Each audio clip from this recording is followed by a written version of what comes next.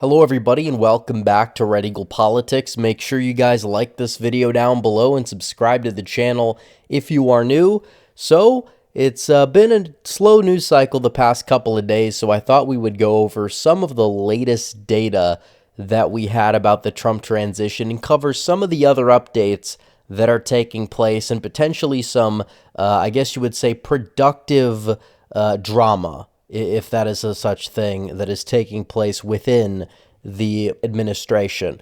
But the one thing we do know is that despite all of the media gaslighting, they've lost their grip on the American people. They don't have this potential to sway public opinion, at least in terms of the mainstream media, the way that they used to have when Trump was first taking office. They got to dictate if Donald Trump was popular or not. Obviously, he wasn't. He entered office with the lowest approval rating for an incoming president ever. And this time it's a little bit different. If you look at the approval of Donald Trump's transition so far, 53% of the nation approves according to recent polling, and just 41.2% disapproves. And on top of it, there's new data that also shows that he's the most favorable political leader in the country. And we could break that down as well. And this is absolutely huge, and we're going to cover all this and more. But first, real quick, I got to tell you guys about our latest sponsor over at Orion Metals. America, listen up. Are you tired of watching the government gamble with your hard-earned retirement savings? Inflation's out of control, the national debt keeps climbing, and foreign powers like BRICS and illegal immigration are pushing the US dollar weaker and pushing the cost of everyday goods higher. Here's the kicker, though. During Trump's first term, gold prices skyrocketed. They doubled in value. That's right, gold doubled. What if it happens again? Are your retirement savings ready to handle what's coming? This is why you need Orion Metal Exchange. They're America's highest rated precious metals IRA by Retirement Living, and they give you more metal for your money. Imagine converting your IRA or 401k into gold and silver, real physical wealth that you can count on no matter what.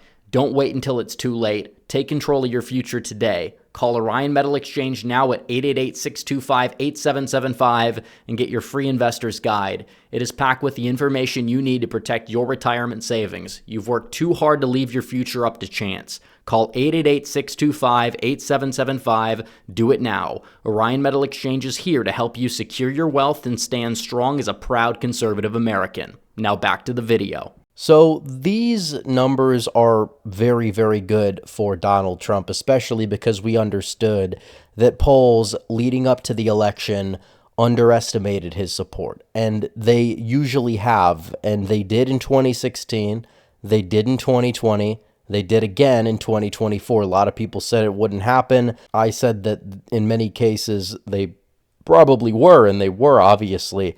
And on top of that, it's likely that the polls that are going to showcase his approval rating are also underestimating his support, and that we know. And the theme continues, even though the final electoral battle involving Donald Trump directly is in the rearview mirror. And when you look at the favorable ratings, because people always want to talk about a mandate, who has the mandate? Obviously, you look at the Democrats, Joe Biden is sitting vastly underwater. He's down almost like 20 points. He's over 20 points in some of these polls in terms of his personal favorable rating. Donald Trump so far is breaking relatively even, 50-50. We know how trash Reuters is, so obviously we know it's very likely he's actually in the green. He's not in the red. He's above water, which is absolutely huge. You didn't see that from anybody else, not Harris, who is now somebody that's hopefully going to fade into the irrelevancy. Mike Johnson, he's underwater. People don't trust the Republicans in Congress nearly as much. You look at Hakeem Jeffries on the Democrat side, not a lot of people know who he is, but still, he's underwater. Chuck Schumer, vastly underwater. Mitch McConnell, who represents like the old guard GOP to a T. Oh boy, you look at him, just a 20.7% favorable rating. So it is true, Trump is somebody that obviously, because you are a president, you are somebody who's going to be a little bit polarizing in terms of your favorability rating, but when it comes down to the job approval, the approval of the transition, you see what the media is trying to do. They're trying to say, oh, people are regretting their votes now because they don't like who Trump's picking for the cabinet. But in reality, an overwhelming, I guess you would say, majority of Americans, including some who didn't even vote for Trump, approve of how Donald Trump has handled his transition. And that is another dagger in that narrative. And we ran a poll as well, asking people if they regret their vote. And 94% of Trump voters said they made the right choice. And only 93% of Harris voters said they made the right choice. And more Harris supporters, compared to Trump supporters, say they regret their vote. So that's a big dagger in the media narrative. They're trying to ramp up this big, oh, regret of Trump. They tried to do the same thing back in Trump's first term. It was largely astroturfed. It was not real. A lot of Trump voters, obviously, they stuck with him. He got more votes the next time around, not just in terms of raw votes, which he did so by 11 or 12 million, but also on top of that, he also got a higher percentage of the votes. And obviously, this time around, he got the highest percentage of all. He's growing stronger, and that's not really stopping. But it is also true that when you get a big movement, when you get a lot of newcomers to a movement, a political movement, you are going to have issues where people will, clash about certain topics. And that's okay. It's healthy. You see people like Elon Musk, people who were not a part of Trump's coalition in 2016 or 2020, but were still instrumental in helping out his 2024 coalition. He helped run the ground game up in the state of Pennsylvania. He spent a lot of money trying to get Donald Trump elected. And now Donald Trump has returned the favor by making him the head of DOGE, the Department of Government Efficiency. And now he is going to be in Washington working to eliminate debt and waste. He's had more of a tendency to be outspoken, and lately he has come out in favor of increasing the amount of H-1B visas and saying we need, hundreds of thousands of engineers and all these people to come into the country, saying, oh, it's only illegal immigration, which is the problem. And he's definitely I would say, causing like a mini civil war on the Trump side, but it's not really that big of a civil war. It's more of a productive conversation when people want to be productive about it. There's certain things that Elon has said and certain people like Vivek have said that have not exactly been all that productive. But the bottom line is that a majority of Americans, the highest level since 2001, which was directly after 9/11, want immigration levels reduced. A lot of them want immigration levels sharply reduced. When you have, 20 million illegals in the country, do we really need to be taking in, a million more Americans per year and trying to make it a priority to increase that number? Shouldn't we be training Americans for those jobs? There's plenty of Americans that could work those jobs that have STEM degrees. You're not just talking about, oh, there's job shortages, at the top 0.01% of engineering jobs, because you have visas for that. They're the O1 visas, and a lot of the recipients of those visas end up coming from other Western countries more so than India and China, where a lot of the H-1B visa recipients end up coming from. But you look at this, and a lot of Americans want to curb immigration. Donald Trump, he's touted throughout his political career, back in 2016, he was on the debate stage. He clashed with Marco Rubio and said that he wanted to end the H-1B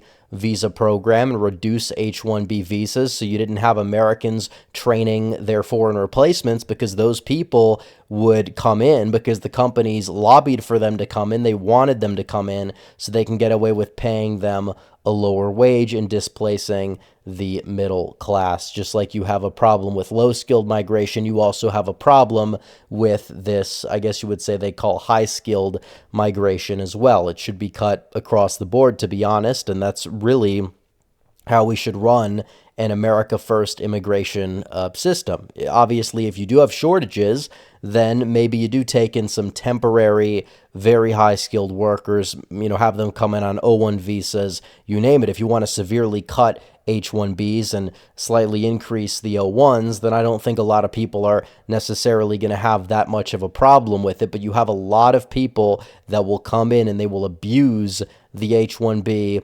visa programs. And some of these jobs in this database had far below the usual $60,000 threshold. You had jobs for like pickleball instructor, for example. You have jobs that are for line cooks basically making 20-some thousand dollars a year that are in this database. You can't exactly have that. Those are not high-skilled immigrants. That's H-1B abuse, essentially. And a lot of these people come in, they use the system to become permanent residents and eventually citizens. You can't exactly have that happen. It's not like you're having a lot of these, 135 IQ, very top 0.01% of talent engineers come in. It's not like they're making $250,000 a year. So the main takeaway is somebody like Elon Musk needs to understand that the original motive of the Trump movement, the MAGA movement, is to put American workers first. And there needs to be a conversation because there is this disconnect. And for anybody saying, well, this is proving that Donald Trump and his election is like some sort of failure. Like, no, I think it's the opposite. I think it's a very good thing that we're having these conversations. We wouldn't be having these conversations otherwise. We'd be having a conversation of, should we give 20 million of these illegals amnesty or 10 million of these illegals amnesty had Kamala Harris ended up winning the election? And obviously this wouldn't even be a question. There wouldn't be any talk about lowering H-1Bs or whatever. But now you're seeing a lot of people become vocal about it in the MAGA movement. The center of gravity is shifting, and Elon Musk, slowly but surely, I hope he does come to the table on this and understand where the average voter does sit, because he is somebody that can be, in my opinion, reachable, receptive. And that's not necessarily Trump's position. Trump is even more, in my opinion, in touch with the base. He understands what the base wants. So hopefully we can keep the pressure up, and Donald Trump himself is not going to side with Elon on this, especially because the election is over. Donald Trump doesn't really owe Elon anything other than his job at Doge, which doesn't really have anything to do with immigration as a whole. So either way, you're seeing Donald Trump become more popular. It's a very good thing. You're seeing these discussions be held. You're seeing the Overton window shift in the direction it needs to be shifted in. I think overall it's a very good thing. So we got to keep up the pressure on this and make sure that we make it clear that there's nothing wrong with opposing these visa programs, because they do tend to be abused. They do tend to lead to mass immigration, and it's not in the best interest of the American people. So anyways, guys, thanks for watching this video. Make sure you guys like this video down below, comment down below, subscribe to the channel, hit the bell for notifications so you never miss another video. Follow me on social media. The links are all in the description down below, and I will see you guys in the next one. Red Eagle, out.